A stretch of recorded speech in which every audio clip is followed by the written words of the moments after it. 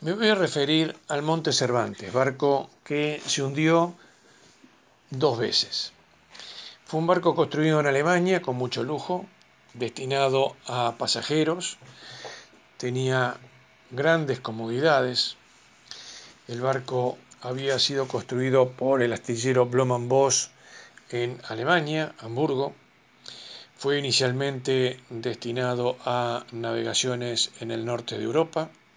Ahí tuvo algún problema con entrada de agua por un témpano. Y luego fue afectado a la línea de Sudamérica. Era un barco de la Hamburg Süd American, hoy Hamburg Süd, muy conocida por el trabajo de los contenedores. Salió de Buenos Aires con 1.173 pasajeros y 380 tripulantes. Pasajeros que habían venido de todos los lugares de la Argentina, inclusive de Uruguay, para este viaje. Este fue un barco pionero en las navegaciones australes de nuestro país. El barco salió de Buenos Aires el día 21 de enero del año 1930, recorrió la costa de la Argentina, hizo una primera escala en Puerto Madryn y luego continuó hacia el sur. Al llegar a la península Mitre, navegó el canal de Beagle hacia el oeste sin ningún tipo de problemas, y así, navegando el Beagle, llegó a la bahía de Ushuaia. Era un barco de 159.7 metros de eslora, es decir, de largo. El ancho, la manga tenía 20.1, tenía un desplazamiento de 13.600 toneladas y lo propulsaban dos motores diésel de 6.800 HP. El barco tenía previsto quedarse en Ushuaia aproximadamente 15 horas, solamente para hacer algunas visitas. No era Ushuaia la ciudad tan turística como lo es hoy.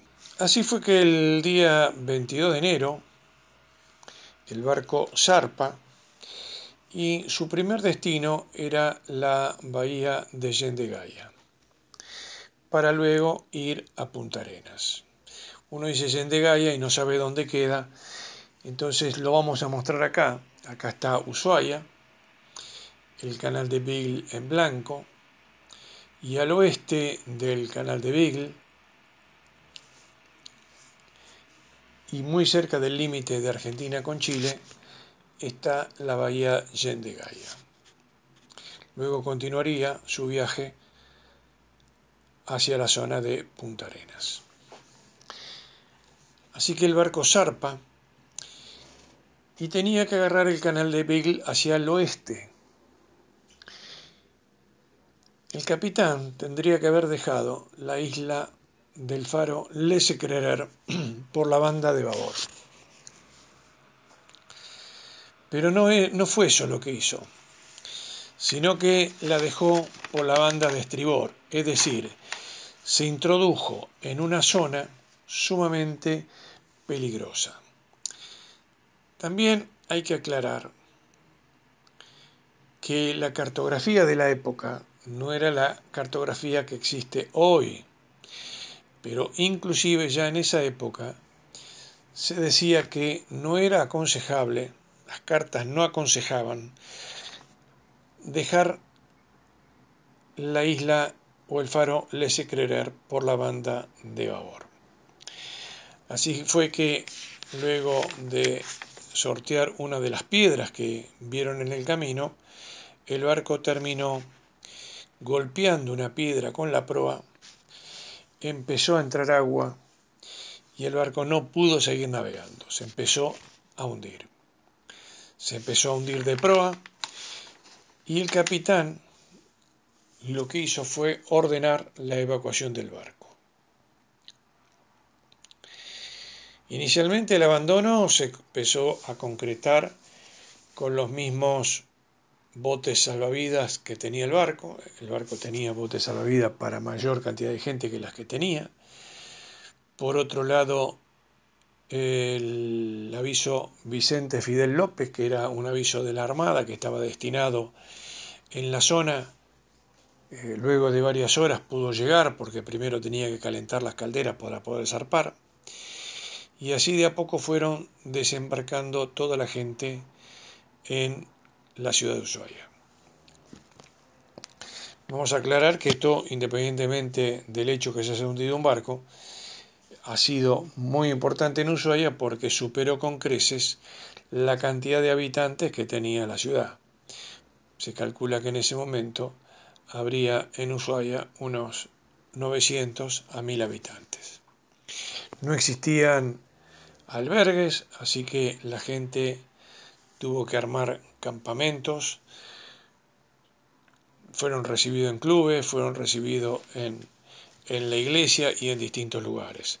También ocasionó un serio problema, ya que por ahí Ushuaia no tenía la cantidad de comida disponible como para toda la gente que había llegado. De todas formas, los náufragos estuvieron en Ushuaia solamente una semana, ya que llegó el Monte Sarmiento, el Gemelo, un barco de la misma compañía, que lo que hizo fue regresar a toda la gente a Buenos Aires.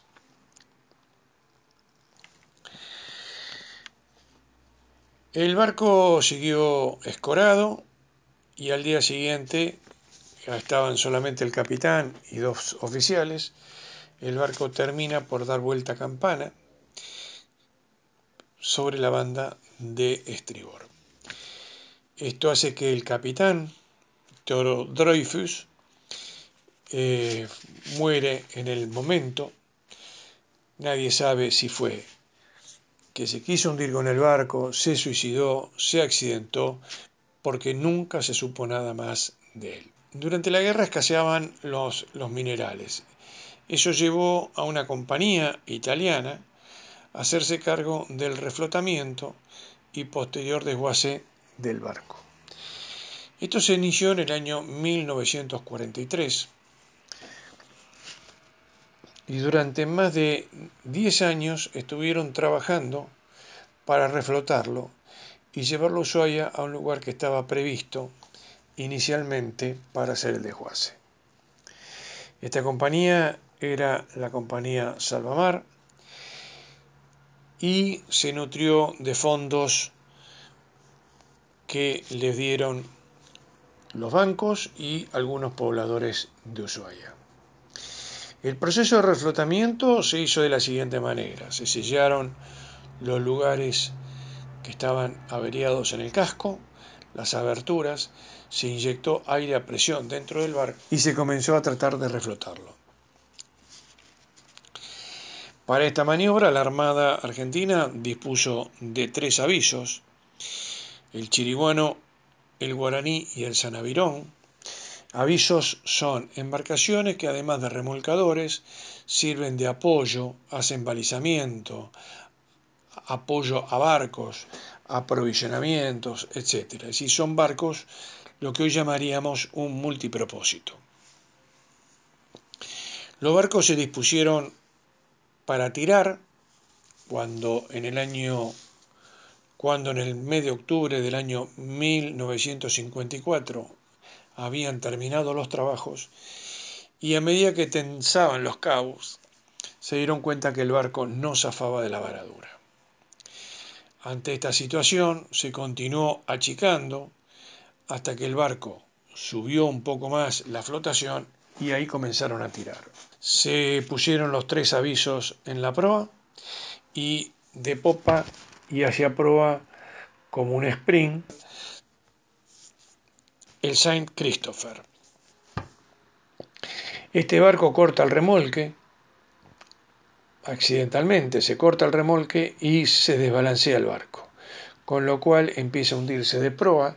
Se nota una gran salida de aire y agua de la proa, indicio de que estaba entrando agua por algún lugar, y ya la situación se hizo descontrolable y el barco comenzó a hundirse. Como el remolque se había hecho hacia el sudeste, es decir, a zonas más profundas para pasar por el otro lado de la isla de Les Éclaireurs, el barco terminó hundiéndose y se llevaba consigo a todos los remolcadores. El chiriguano, el guaraní y el chiriguano pudieron cortar el remolque, no así el San Avirón, que llegó a afilar 150 metros de cable, y gracias a Dios el barco llegó al fondo antes de que se llevara consigo el San Avirón. El resto de las embarcaciones tuvieron que hacer un esfuerzo muy grande para salir del hongo de succión que se había producido, y el barco quedó a 138 metros de profundidad. Eso se sabe porque posteriormente una compañía alemana de buzos llegó hasta el barco, solamente apenas unos minutos lo pudieron filmar y salieron a superficie. Entonces el barco quedó ahora a 138 metros de profundidad al sudeste del faro Les Éclaireurs. Con esto le hemos querido contar la historia de... Hay un grupo de personas que van a intentar llegar a las cabinas del Monte Cervantes. ¿Qué es lo que pasó? Cuando se hundió el barco por segunda vez, se separaron las cabinas del casco en general.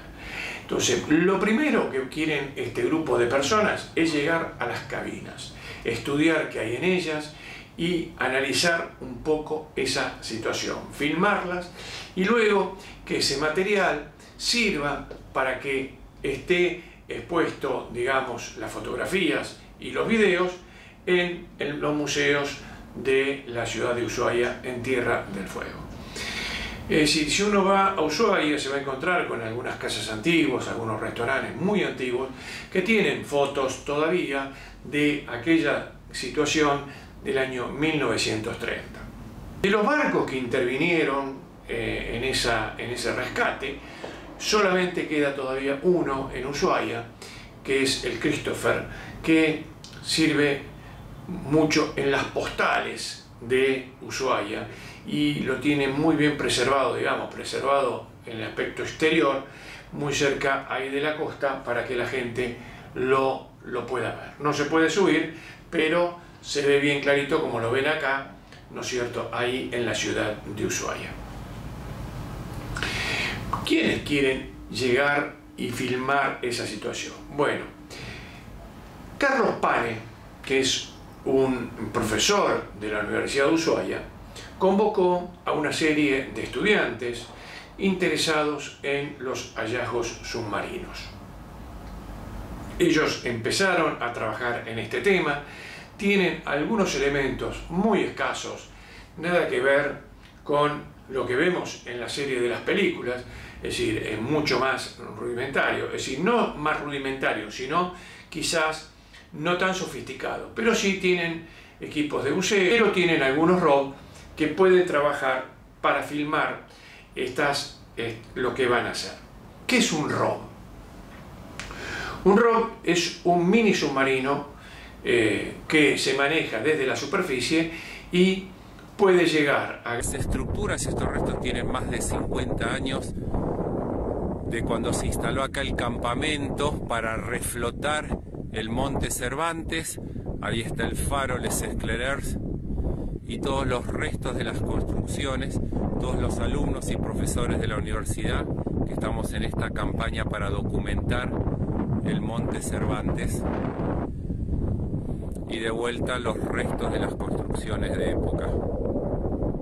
La idea de ellos es llegar en algún momento a filmar el propio Monte Cervantes, el casco precisamente, pero eso está a 140 metros. Ahí se necesita otro tipo de equipos mucho más sofisticados, inclusive se necesita una ecosonda, digamos, de barrido multilateral que pueda relevar a esa profundidad el naufragio. Bueno, están en búsqueda de eso, pero ya seguramente van a llegar a solucionar este tema. Ellos han hecho algunas serie de inmersiones, han hecho alguna serie de pruebas, por ejemplo, con el vapor Sarmiento. El vapor Sarmiento es un barco que hacía la línea del canal de Beagle, sí, que se hundió en el año 1912 y está hundido muy cerca de la costa, en Bahía Remolinos, en el sur de la península Mitre de Tierra del Fuego. Ahí han hecho incursiones, como estamos viendo acá, con los ROV, con los buzos, para ir practicando para llegar a las cabinas que están más o menos entre 40 y 50 metros de profundidad. Es una profundidad relativamente importante para trabajar con mucho cuidado, por eso hay que hacerlo bien. Ahí van a trabajar con los buzos y van a trabajar sobre todo con los ROV para tratar de filmar todo lo que puedan. No van a sacar absolutamente nada, sino simplemente filmar lo que hay adentro, ¿sí? Para luego exponerlo en la ciudad. El objeto de esta incursión no es económica, sino es de investigación y de brindarle a la ciudad de Ushuaia los elementos para que pueda mostrarse en los museos lo que ellos van a hacer. Le deseamos a Carlos Pane y a sus alumnos interesados en este proyecto y a todos los que intervengan mayor de los éxitos, y bueno, luego cuando cumplan con esta misión tendremos ya los videos de lo que ellos han hecho. Gracias a todos por compartir este video, nos vemos en un próximo video y gracias a todos.